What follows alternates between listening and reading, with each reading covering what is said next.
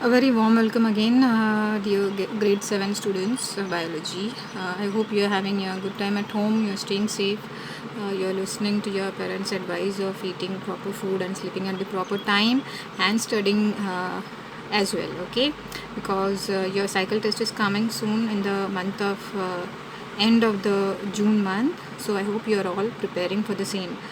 Okay, we have started with the lesson tissues and it is just about to get over. We are done with all the kinds of tissues, the plant tissues and animal tissues. There were two types of tissues that were pending. One is muscular and one is nerve tissue. Okay, these are the two last tissues that we are going to cover up today. After this, you will have to just revise your lesson. Then we are going to start with the next lesson of plant life. Okay, so let us see what is there ahead in the muscular tissues. These tissues muscular tissues can contract and relax rhythmically for the movement of the body parts. They are of three types: striated, unstriated, and cardiac muscles. Okay, now muscular tissue, by the name itself, you understand that these are kind of the tissues that are attached to your muscles. But only muscles we cannot move until and unless they are attached to the bones. So obviously there will be some kind of tissues that are going to be attached to the bones. Some are going to connect bone to bone, and some are specially located in the heart, which we call them as cardiac muscles, that we are going to see further. So starting with the striated, children, you have to be careful with the spelling in the exam.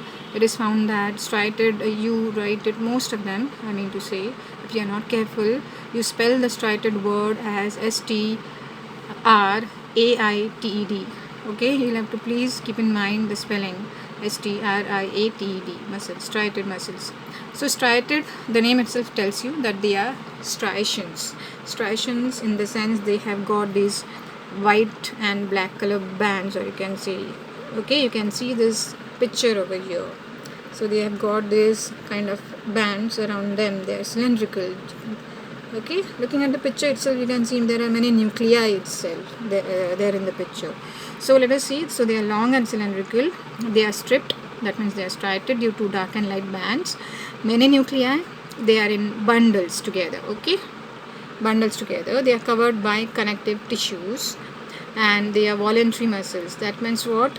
They volunteer. That means we are able to control we are able to control their movements. It is according to our will. We want to hold a cup of tea, so we are going to move our hand and hold it, right? So these are the muscles that cooperate with us. They listen to us, they are obedient to us. They are under our control. That is why they are called as voluntary. So remember, striated muscles are having striations. They are cylindrical, they are in bundles, they have many nuclei, and we are able to control them. They are voluntary muscles. Next, unstriated muscles. You can see unstriated. Now you can see that they are not in bundles, they are pointed at the ends, right? And they've got one single nuclei in one tissue. That is very clear. Okay, see, spindle shaped here. This shape is called as spindle, where both the ends are tapering, pointed. So spindle shaped with a nucleus at the center, do not have striations, and thus they are called smooth or unstriated muscles. They are not having any kind of bands, that is why they are called as smooth or unstriated muscles. These muscles are found along the walls of the digestive tract, urinary bladder, and other internal organs. Okay, there is one thing that I missed out talking about. Where are they present? The striated muscles, children, the location I haven't mentioned here, but let me tell you, the striated muscles are going to be attached to the skeletal system wherever there are bones. Understand? Wherever there are bones or the skeletal system is there, these striated muscles are attached to these bones. That is why they have got another name as well, which that is skeletal muscles. Striated muscles are also called as skeletal muscles. Okay, please keep in mind the location I haven't mentioned here. Now I'm telling you that the location of striated muscles is all around the skeletal system. Along with the bones, the muscles are attached. That is why our skeletal system we are able to control. We want to walk, we want to get up, we want to sit. We are able to do all these things with the help of skeletal muscles, or say striated muscles. Understand? Okay. Let us go ahead. We were looking at the unstriated. Okay, so these are spindle shaped cells with a nucleus at the center. They do not have striations and thus are called as smooth or unstriated muscles. These muscles are found along the walls of the digestive tract, urinary bladder, and other internal organs.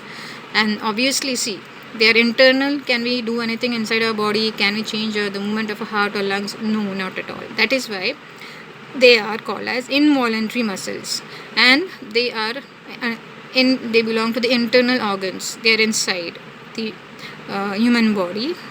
For example, they are mentioned a few locations like walls of the digestive tract, urinary bladder, and internal organs. See, why walls of the digestive tract?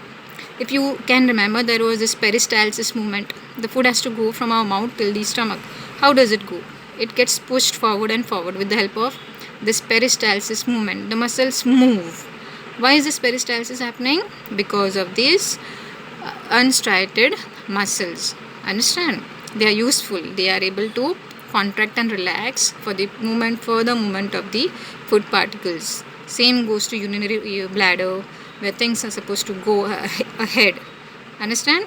So wherever there is a push required, these unstriated muscles are playing a part. Okay, children? And remember that they are not in our control. It is an automatic process that goes on.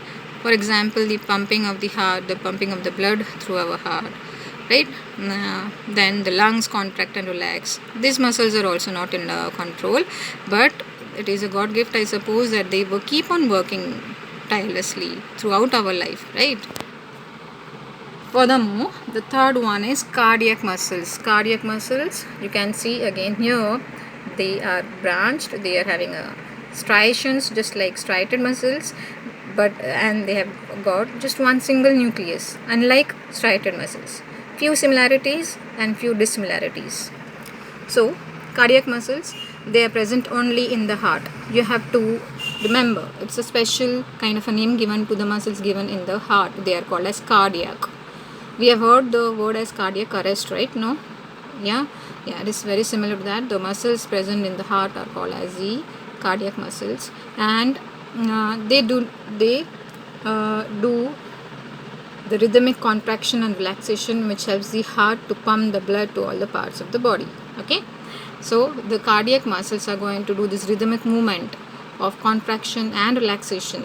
Because of this kind of contraction and relaxation, the heart is able to pump the blood with high pressure, and that blood reaches to all the parts of our body.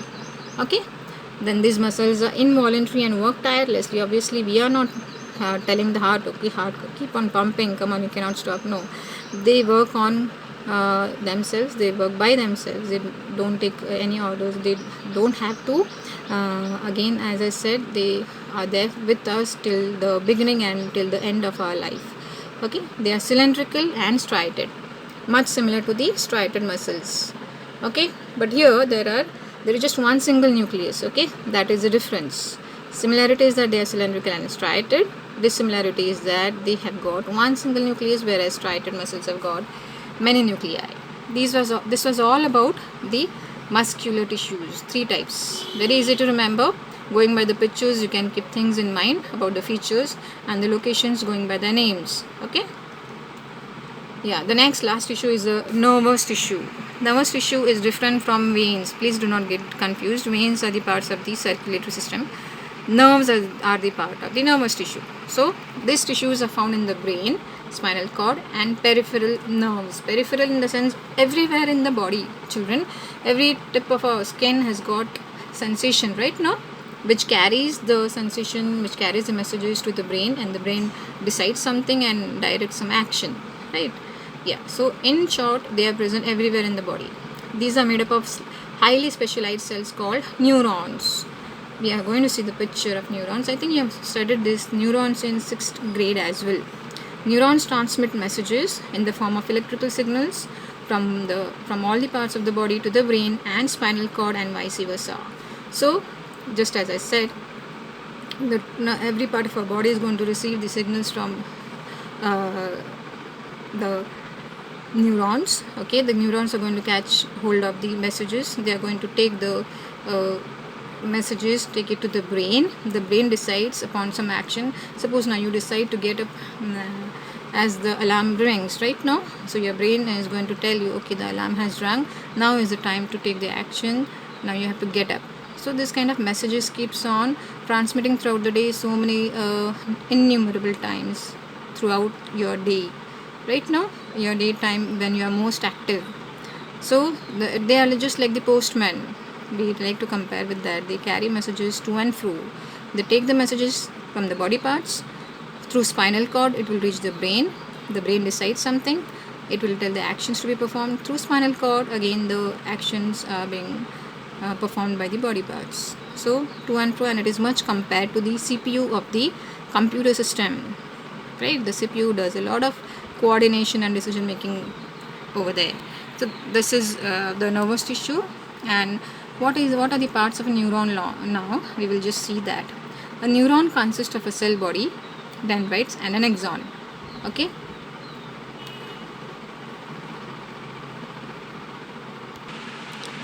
Yes, so we were looking at the parts of a neuron, okay, which makes up the nervous tissue. There is nothing else in this nervous tissue. It is all just about neurons. They are connected from the tip of our toe till the top of our head, okay.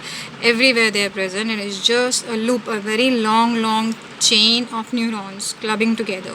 Okay, a neuron has consists of three main parts: a cell body, dendrites, and an axon. Okay, we are going to see in the picture further. Cell body, we'll just see what is a cell body. It is also called cyton. It consists of a mass of cytoplasm and enclosed by a plasma membrane, just like any cell, okay, and has a centrally located nucleus. So it is also called as a cyton. It consists of a cytoplasm and plasma membrane, and with a centrally placed nucleus. Furthermore, dendrites, these are the structures that branch out from the cyton in a root-like fashion. Okay. These are the structures that branch out from the cyton in a root-like fashion. The function of the dendrites is to receive signals from axon terminals of the other nerve cells. Just trying to make you understand here. Let us see. Let me just go to the slideshow. Yeah. Let me just show you first the diagram. So this is the neuron now.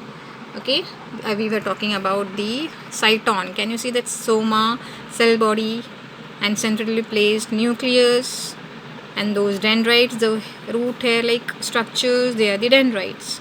So dendrite is getting further more transformed into one dendrite is going to be elongated, which is going to be called as axon. You can see there, right? So, and the dendrite receive these signals from the end of the other neuron, right? You can see the small this over here. Let me just take the cursor there. Yeah, so you can see this. Sorry, you can see this thing. This is another neuron. So another neuron, all the messages will be transferred to this dendrites over here. Fine. Yeah. Let us see the further parts of it.